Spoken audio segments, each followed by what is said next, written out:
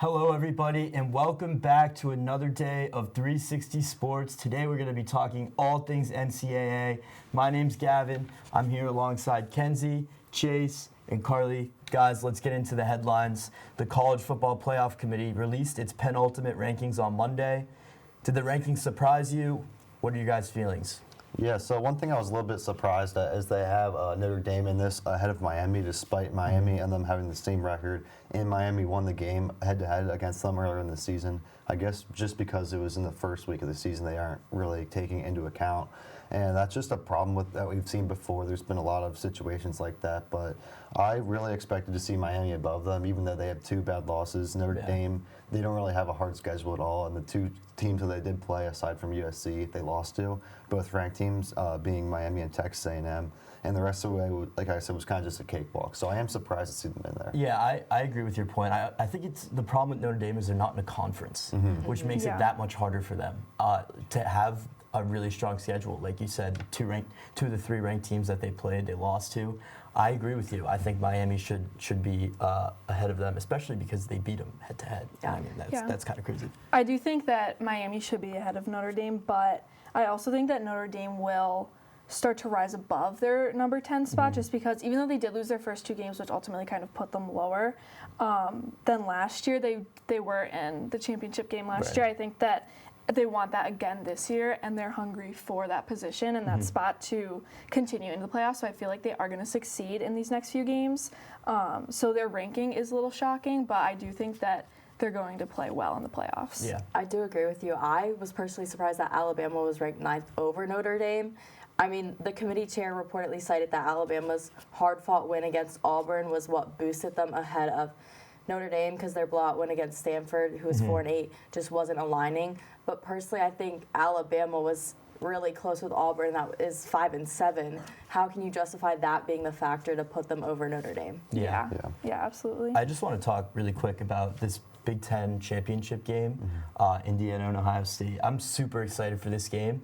I mean, besides last weekend where we saw, Ohio State really be a powerhouse. I know they're a really strong team, obviously defending national champions, but I think this is going to be a pretty big test for them. We have seen Indiana, they went on the road and beat Oregon, whereas Ohio State hasn't really played anyone besides Michigan. So I think this is going to be a tough test for them. I'm super excited for this game. Also, I don't think Texas should be in the playoffs, but I do think that they should be getting some more love. I think they're currently ranked 13, but they have they're 9-3 currently. I know they had a rough start to the season, but they did beat 8th-ranked Oklahoma. They beat A&M this past weekend, which was a really impressive win.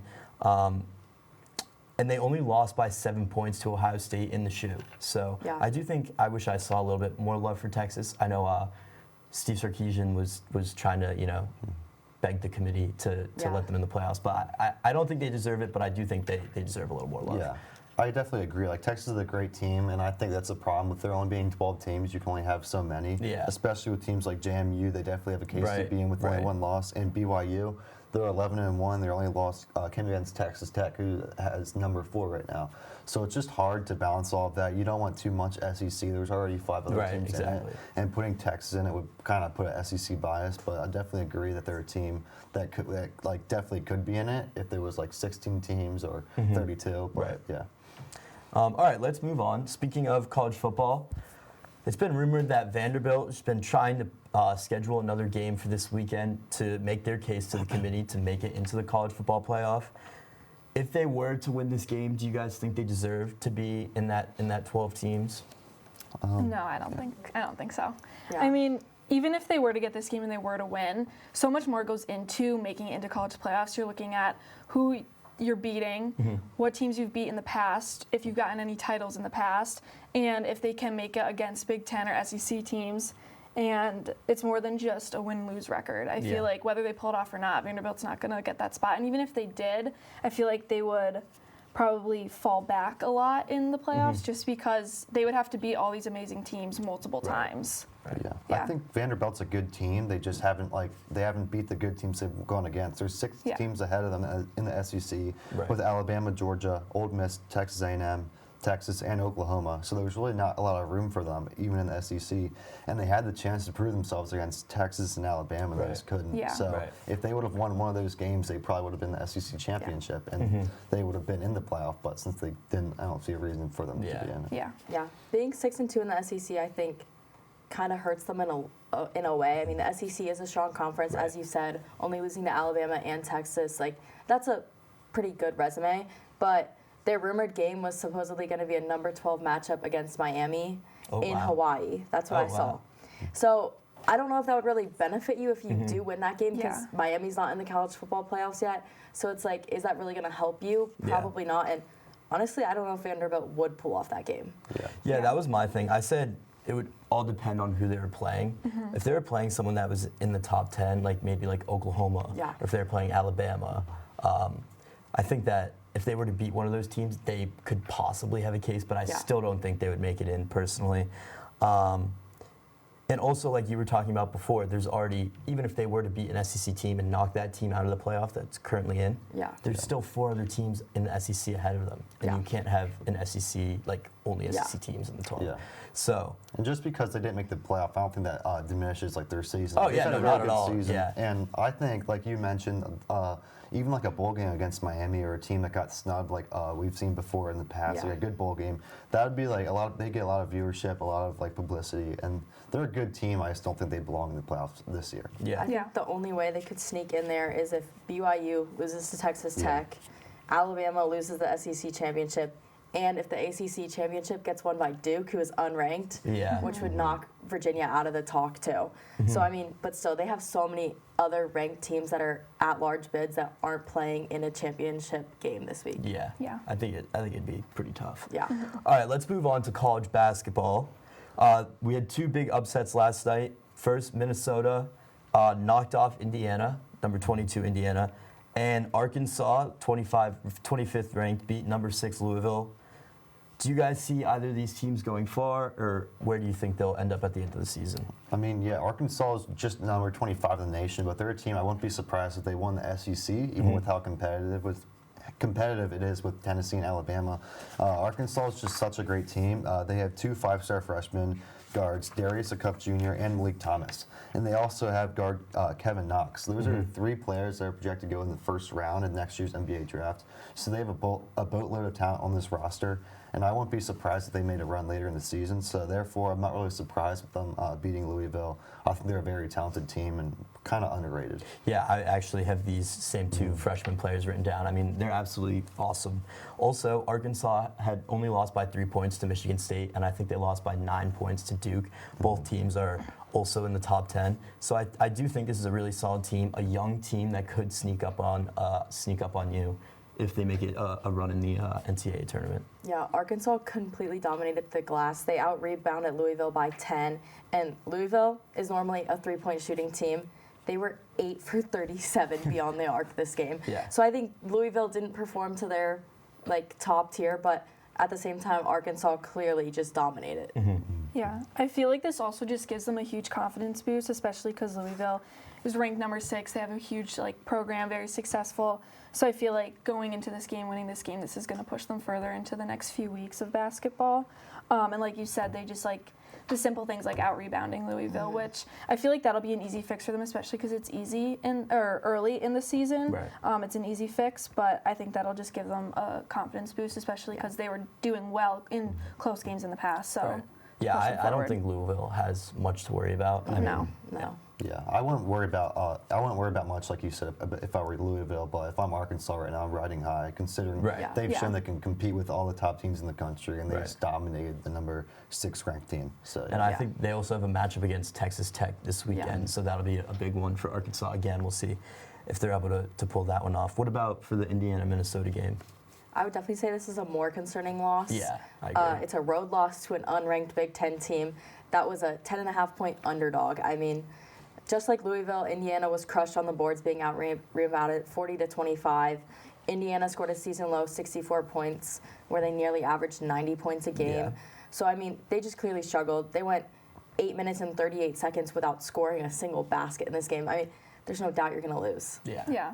Yeah, and with Louisville and Kentucky coming up in their schedule in the following weeks, this was a game that they really wanted to win. They should have won. And with them losing that, it's going to put them behind the rest of the conference with some teams that are doing pretty good this season. Right. I expect them to finish near the top. I'm not too worried about them, but I don't think they're at Michigan State or Purdue's level right now. I think they'll finish third in the Big Ten. Yeah, I said I still project them to make the March Madness, but I don't know how far they make it into the tournament. All right. Let's talk about a little bit Penn State football. They thought they had their coach and head coach at BYU, Kalani Sitake, but he ended up staying at BYU. Let's go to the board and talk about potential coaching candidates for Penn State next season.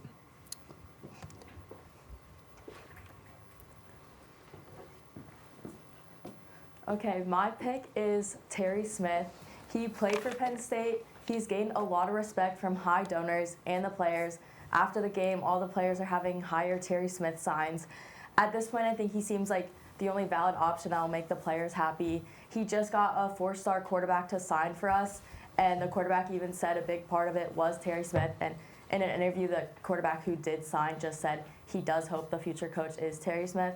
So I think Terry Smith, although he's not a big name, I think he would do well for the Penn State program. Yeah, I definitely agree with that. I think at this point, he would be a good option, retain the players that Penn State already has.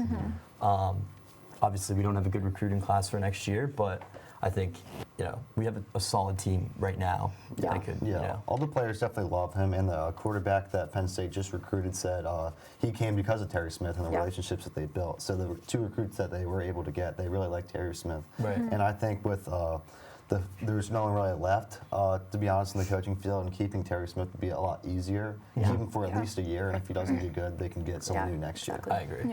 Yeah. All right. I guess I'll go. Yeah.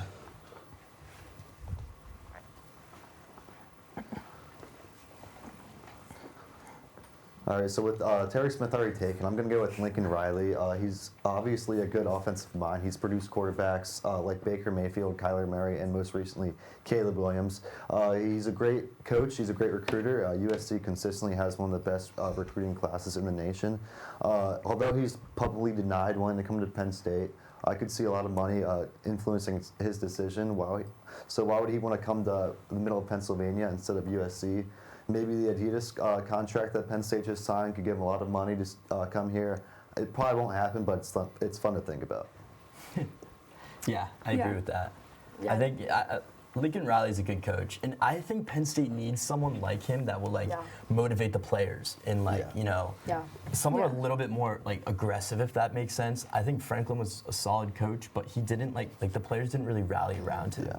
I think Lincoln Riley would do that. I feel like he would build a strong program. Yeah. He's just good at developing players. All the quarterbacks that he sent to the NFL, it's kind of crazy.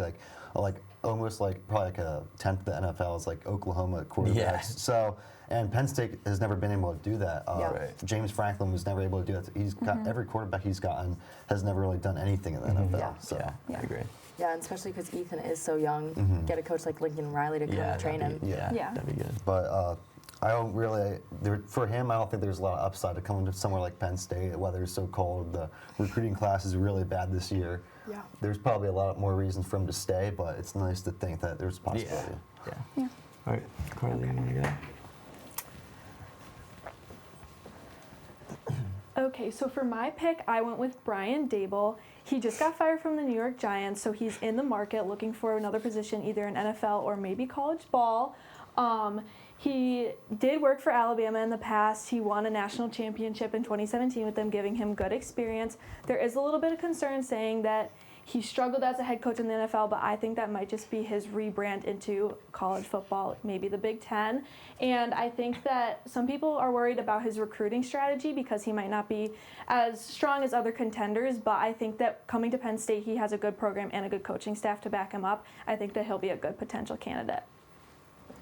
And that would be fun. Yeah. That would be really fun. And I do think his daughter does go here. Yeah, I was about to say that. Yeah, she does. So, I mean, it would be a perfect fit for him. Yeah. I know people have mixed feelings about him just because of how he did with the Giants, but the Giants never really gave him opportunity. They never gave him a good roster. Yeah. So you can't really base it off that. I know you mentioned he did really well at Alabama, and most Alabama coaches under Saban succeed when they get a head coaching job in college. So I don't think he'd be as bad as people think. Yeah. And I feel like he would be good to even just switch it up from going from NFL to college. Right now, I feel like a lot of people are just looking at the college coaches that are available, and I feel like that would just be fun to bring him into Penn State. Yeah, I agree. All right, I'll go. Oh, shoot. All right, so I'm going to go with Iowa State's head coach, Matt Campbell. He's been an option for Penn State since the beginning of the process, since the Nittany Lions fired James Franklin. This season, he went 8-4, and last year he was 11-3 and almost got a berth into the college football playoff. He's a really good recruiter, and also he has been a coach at Iowa State for 10 years. Maybe he's trying to look for something new, come to a program like Penn State. He's also the winningest coach in Iowa State program history. I really believe that this is a coach that Penn State could really use to take them to the next level and hopefully win a national championship. You know, I'm not opposed to this pick. Yeah, I think it's interesting. I don't know.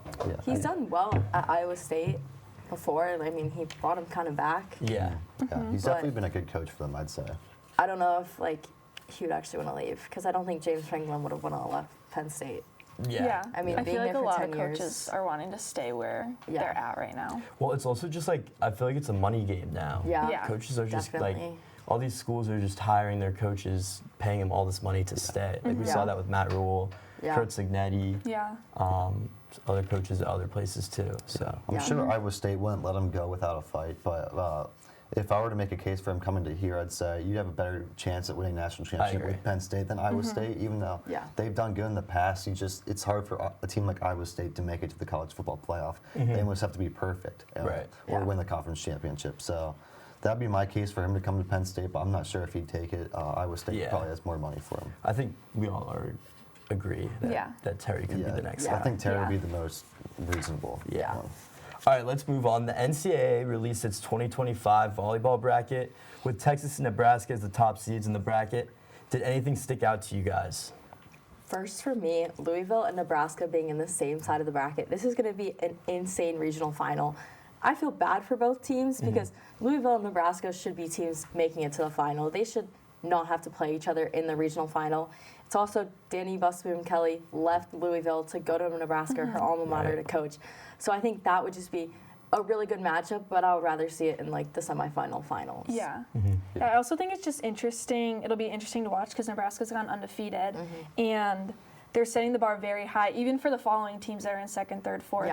So I think that will be really interesting to see how that game goes down. Yeah, Nebraska's definitely a favorite. They're 30-0. They're one of the most dominant teams that the NCAA has ever seen in volleyball. They've been on a historic run. One thing I'm interested to see is how Penn State can do. They're going to face South Florida in the first round, and if they win that game, they'll most likely play Texas in the second. So we could see the Nittany Lions potentially having a second round exit just a year after the national championship. But if there's one team that could knock them off, I think it'd be Penn State early rounds, just because of their experience. Yeah, I did write that too. They were reigning champions from last year, so I was surprised that they weren't in the top 5 this year, even though there was really good teams that were in the top 5. They were in a good spot at number 8, but I think that was just kind of shocking from their season from last year. Yeah, I think they had a rocky season for sure. They had lots of players like Jess Merzick and a few others that graduated, so I think that kind of hurt them. They're a little bit more of a younger team now. But I do agree with you. I think that they could be a team that upsets. If we win the first round, upsets Texas in the second round. We still do have a core group of seniors that they've obviously been in the championship, familiar with the tournament. And I do think if there was a team that could upset Texas, Penn State could have it. They could have the momentum to come in there, shock Texas, in Texas's gym, be crazy. That'd be really cool. But I could see it happening. I also think it's interesting to note that Pitt's bracket, their side of the bracket looked so much easier. They only have SMU and Purdue, where, Texas early on has Penn State. Then if they advance even further, you have Stanford and Wisconsin. I think Texas has more of a death bracket, as people are saying. Yeah, I think also Texas and especially Nebraska has just been so dominant. And if they do get by Penn State and those other teams, I think they're going to be pretty hard to beat once they get down to the Final Four or if they were to make it to the Yeah. national championship. Yeah. I think they just have so much experience. And same with Nebraska. Like you said, 30-0, Big Ten, which is a good volleyball conference as well. Yeah. I think I would have these two teams as a favorite. Yeah, I really don't see like a scenario where Nebraska doesn't win it this year just because of agree. how good they are. They don't, not only do they not lose games, but they don't lose sets like at all. Yeah. They're just so dominant. They dominated Penn State recently in the Big Ten tournament, and Penn State never really had a chance. So Right. I don't think anyone's going to give them too much of a fight until like the final couple of rounds. Yeah. Yeah. I think Nebraska's played on a chip on their shoulder ever since we've reverse swept them Yeah. in the Yeah. semifinals last year. Yeah. Definitely. All right, let's conclude the show by discussing any relevant news or moments around college athletics recently. Yeah, so I kind of want to swing it back to college football just for a bit. North Texas and Tulane play tomorrow at 8 o'clock, and that game's going to have a lot of playoff implications with the winner most likely advancing to the college football playoff. They're both really good teams. They have nearly identical records. So I think that's just a game to keep an eye on. Yeah. Yeah. I want to talk about Vanderbilt. They got the top quarterback from the 2026 class. He was originally committed to Georgia and flipped to Vanderbilt. I think Vanderbilt's building a bit of a program. They just hired their coach to a 6-year contract. So a school that never used to be a football Yeah. school, I think we're seeing Yeah. something change Yeah. down there in Nashville. So yeah, I think that's pretty cool. Yeah. Yeah, they're definitely building a program, and their coach was a coach that Penn State was kind of Yeah. eyeing up. Yeah. He's definitely done a lot to that Vanderbilt football team, and Yeah. he's got them on the bubble of the college football playoff. So if they can have a quarterback like that coming next year, Exactly. they'll be a threat again. Yeah. Speaking of Vanderbilt, I thought it was funny. Diego Pavia tweeted on Instagram requesting Donald Trump to make it an executive order for the college football playoff to change from 12 teams to 16 teams. Oh, wow. Yeah, I just thought That it was is funny. crazy. Yeah. Also with college football, Joey McGuire, the head coach of Texas Tech, just re-signed his contract with them, putting him into a long-term contract until 2032. Oh, wow. Which I Wow. think is crazy because that is a really long time. And that also just puts Texas Tech at such a high standard to continue, because they were really successful this season, to continue being successful for the next few years. And I just thought that was insane that he signed for Yeah. years from Yeah. now. If they end up Yeah. firing him, that payout is going to be insane. Yes. And one more thing I wanted to mention, I know there's been a lot of drama down at LSU because of Lane Kiffin, that whole debacle, but one thing that kind of has gone under the radar is it's officially reached December, and the LSU Tigers basketball team is still undefeated. They're one of the 2 undefeated teams left in SEC. They're 8-0, and they're the Emerald Coast Classic champions after they defeated DePaul. So LSU Tigers, their basketball team, something to watch out for. They're not usually a basketball school. Yeah. And Yeah. it's such a Really fun. competitive conference. It's kind of just funny to see LSU at the top of it. Yeah. For sure. What do you guys think for, speaking of the SEC championship game this weekend, Georgia versus Bama?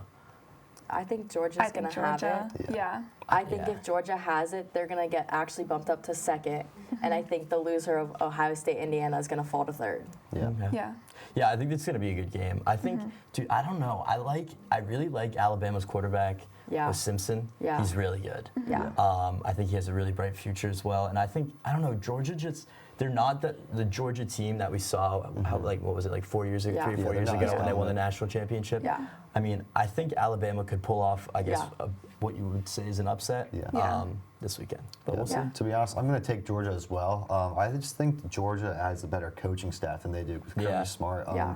Alabama's coach, he says he's had all this talent come in after Saban left, and last year he didn't even make the playoffs. This year he had 2 pretty bad losses. So I just don't think Alabama's coach is that great, and I don't think the team's very disciplined at all. They have a lot of star players, a lot of talent, but I think they'll get outcoached. And if they have, without dropping to 3 losses, Yeah. I'm not even sure if they'll get in the playoff. That'll I be think if they interesting lose, to they're see. out. Yeah. Yeah. But it's high risk, high reward, because if they do win, then they'll beat Georgia twice, and they'll probably have the 3 seed. Yeah. So. I mean, I think it'll be a good game because both teams used to be very, very strong. And now this season, even though they have been very good, they're still falling a little bit behind more than they used to, I think. So I think it'll be interesting to see they're kind of at the same level. But I think I'm going to have to take Georgia on this one. Yeah. Yeah. All right, what do we think about ACC championship, Virginia versus Duke? Duke snuck in there. Yeah, this is definitely a surprising championship, and Duke stuck in there. Although they have 5 losses, they only have 2 losses in the ACC, which is why they made it to the championship. So if Duke wins, I'm pretty sure they still won't make the playoff. Yeah, It'll be no. interesting to see what happens. It's just a weird championship in general. I think Virginia's going to win. I don't think Yeah. Duke's very Yeah. good. I think Yeah. Virginia too. Also because I'm pretty sure they just pulled off like a really big game against Virginia Tech. Yeah. Even though obviously like, Virginia Tech right now, they just got a new head coach, James Franklin. So like they're probably not in like a really great spot, but it was still like a really huge gap in between their the final score. So I think like right now they're just on a high and they're gonna be able to pull it off. Yeah, I was gonna mention that. Yeah. UVA normally cannot beat Virginia Tech. They absolutely demolished Virginia Tech. Yeah. And I mean, James Franklin isn't coaching for them yet. Right. But I still was surprised that game was such a large margin because Virginia Tech's normally a decent football team. Yeah, I think it's just crazy how bad the ACC is. Yeah. They used to be really good at football, Yeah. and now they've fallen behind. Yeah. Definitely. So I think that's pretty nuts. Also, James Franklin flipping 7 Penn State commits to Virginia Tech Yeah. is kind of like a And slap in bringing the some face. coaching staff. It's a slap in the face. Yeah. Yeah. And then bringing some coaching staff, which is why Penn State should hire a coach soon because Yeah. then they can start to like build their program back up and get more recruits. Yeah. And then for the Big 12 championship, we have BYU and Texas Tech. Yeah. Who do you guys think wins that one? This is the one I'm looking forward to the most, to be honest, because Really? right now Texas Tech is number 3, I believe, 3 or 4, and then BYU is on the outside looking in. So if BYU could beat Texas Tech, it would definitely shake things up in the college football playoff, and it might eliminate a SEC team or a Big Ten team that we have in there right now that won't be in there. I think if BYU wins, we'll see Notre Dame get eliminated, and possibly Alabama, if they lose too, they'll get eliminated. So this could definitely shake things up, and this game's gonna have a lot of implications. Yeah, for sure. I don't think BYU could pull this one off. I think Texas Tech is really dominant this year. And BYU, they're one of those teams that's always good, but kind of like Penn State can't get over that hump. Yeah. So I just don't see them winning this game. Yeah, I agree with that. I think Texas Tech is going to win this one. I think Texas Tech's also going to win. I think BYU has gotten a lot of attention right now because of their coach trying to go to Penn State. Right. Yeah. And then BYU throwing more money at him. And supposedly the Crumble owner throwing money at him. But yeah, I would agree. I think Texas Tech is probably going to dominate over BYU. Yeah. I think they're the better. Texas Tech is definitely the better team, but I'm kind of rooting for BYU just for them to be some chaos in the bracket. Yeah, that'd be pretty fun. Yeah. All right, that's all we got tonight for 360 Sports. Tune in again next week for more. Have a great night, everyone.